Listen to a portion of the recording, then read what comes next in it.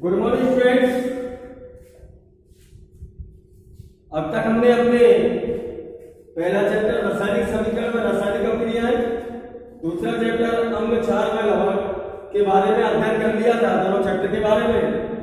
आज हम 10वीं क्लास का तीसरा चैप्टर स्टार्ट करेंगे जिसका नाम है धातु व अधातु। कक्षा 10 विषय विज्ञान पाठ नंबर 3 धातु व अधातु।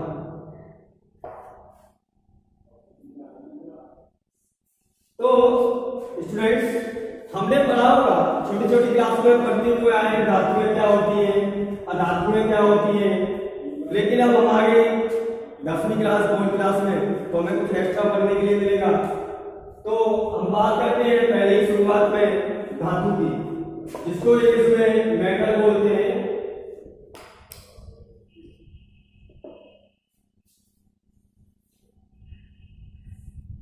ये धातु है क्या? देखो, धातु की कोई एक्यूरेट परिभाषा तो है नहीं। धातु की हम कई शब्दों में परिभाषा बना सकते हैं। सबसे पहले वे तत्व जिनमें विशेष प्रकार की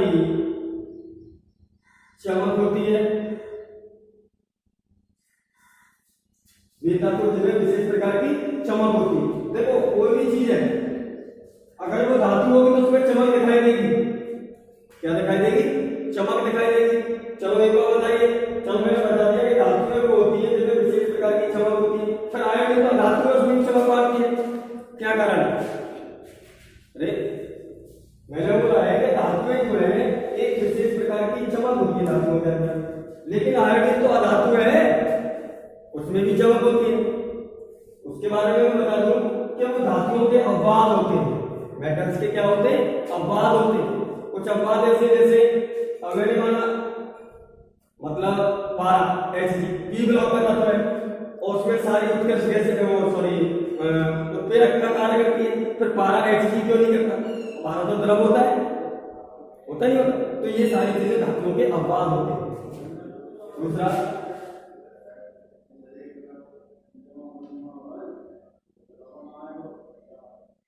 यह विद्युत के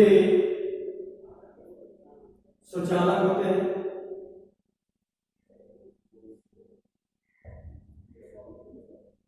सुचालक का मतलब यह है कि इनमें करंट आ जाता है। क्या आ जाता है? करंट। अब अपवाद की बात करनी है। एक बार बताइए, कार्बन तो धातु है और कार्बन के अपर रूप है, जैसे हीरा है डायमंड, कार्बन का अपर रूप। ग्रेफाइट, ग्रेफाइट का नाम तो सुना होगा। क्या होता है ग्रेफाइट? वो होता है जो रूल होती है कच्ची पेंसिल, तो कच्ची पेंसिल में जिसे हम लिखते हैं वो ग्रेफाइट होता है। वो विद्युत का क्या होता है? सुचालक होता है, उसमें करंट आ जाता है। करंट आ जाता है। तो अबे कार्बन तो अधातु है तो उसमें तो करंट आना नहीं चाहिए, उसी का ही नाम है। लेकिन वो क्या है? धातुओं का अपवाद है। क्या है? धातुओं का अपवाद है।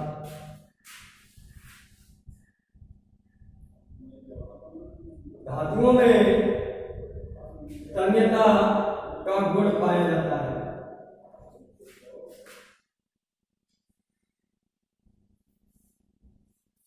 जो धातुएं होती है उनमें तन्यता का गुण पाया जाता है। तन्यता का मतलब यह है कि धातुओं से तार बनाए जा सकते हैं। जैसे कॉपर का तार देखा होगा, एल्युमिनियम का तार देखा होगा, तो कॉपर के तार। तन्यता यह है कि एक बात बता दूं कि 1 ग्राम सोने से, जो 1 ग्राम सोना तो बहुत छोटा होता है, 1 ग्राम सोने से 2 किलोमीटर लंबा तार खींचा जा सकता है, मतलब उससे भी अधिक। अब लगाओ तो इसके अंदर धातु के अंदर क्या पाई जाएगी? तन्यता पाई जाती है। तन्यता मतलब तार खींचने की क्षमता। अगला पॉइंट, धातुओं में आघात वर्ध्यता वर्ध्यता का गुण पाया जाता है।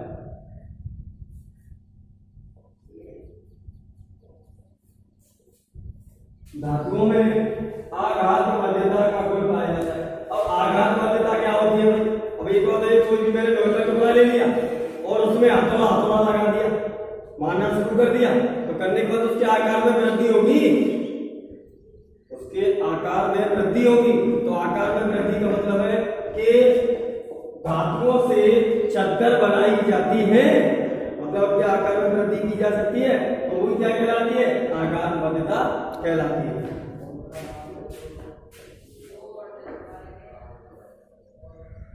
धातुओं में इलेक्ट्रॉन दान करने की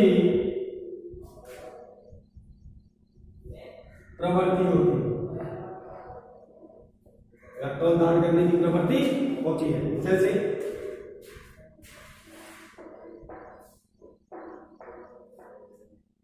Zn धातु है, Zn दूसरा साइड हो जाएगा, इसका मतलब 2 इलेक्ट्रॉन दान कर रहा है।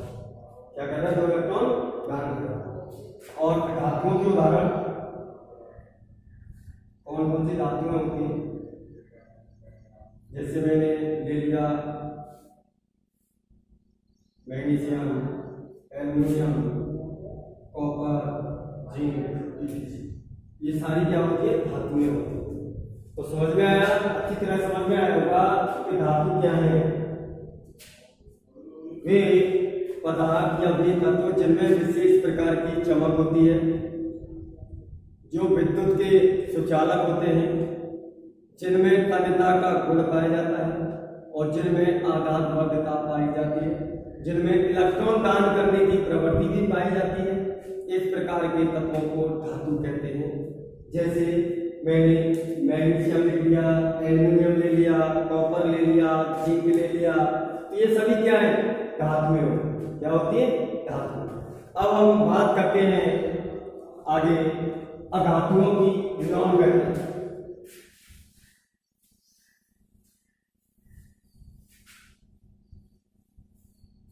इसकी बात करते हैं नॉन मेटल और धातु।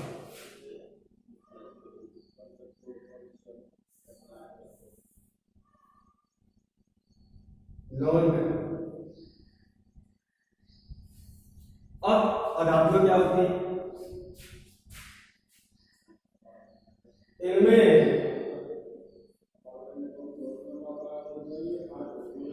विशेष प्रकार की चमक नहीं होती है।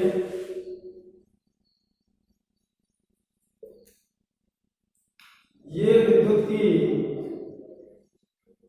उचालक होती है।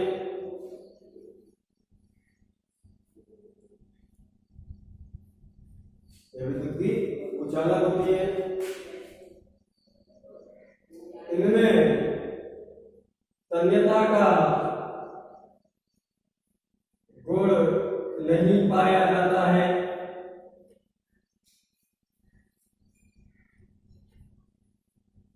इनमें इलेक्ट्रॉन, इनमें आघात वर्ध्यता का गुण नहीं पाया जाता है।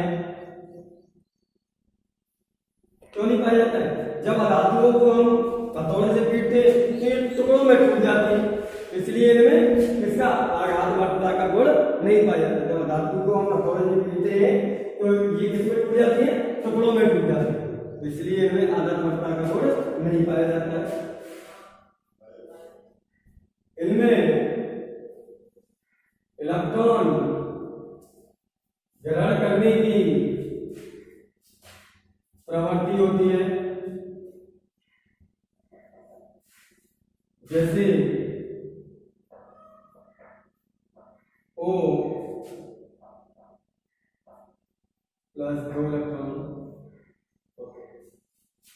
इसका मतलब है इसने 2 इलेक्ट्रॉन लिए।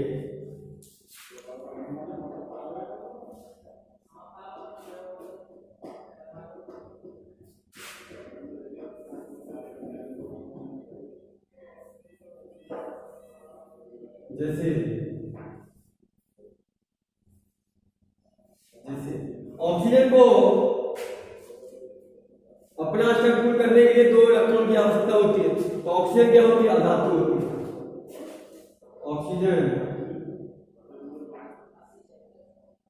नियोन, ऑर्गन और तुम्हारा और भी ले हाइड्रोजन आदि क्या है? हमारी अधातु है। तो धातुओं का जो अपोजिट होगा वो क्या होगा? अधातु होगा। क्या होगा? अधातु। चैप्टर पेपर में पूछा जाता है धातु और अधातुओं में अंतर स्पष्ट कीजिए, 2 नंबर का पूछ रहे। तो धातुओं में विशेष प्रकार की चमक होती है और अधातुओं में विशेष प्रकार की चमक नहीं होती। दूसरा नंबर, धातुएं जो होती है विद्युत की सुचालक होती है, उनमें करंट आ जाता है और अधातुओं में करंट नहीं आता है। तीसरा, धातुओं में तन्यता का गुण पाया जाता है, अधातुओं में तन्यता का गुण नहीं पाया जाता है। नंबर 4, धातुओं में आघात बलता का गुण पाया जाता है, अधातुओं में आघात बलता का गुण नहीं पाया जाता है। 5वां नंबर, धातुओं में इलेक्ट्रॉन दान करने की प्रवृत्ति होती है और धातुओं में इलेक्ट्रॉन ग्रहण करने की प्रवृत्ति होती है। तो इस तरीके से तुम्हारा 2 नंबर का टॉपिक पूरा क्लियर हो गया।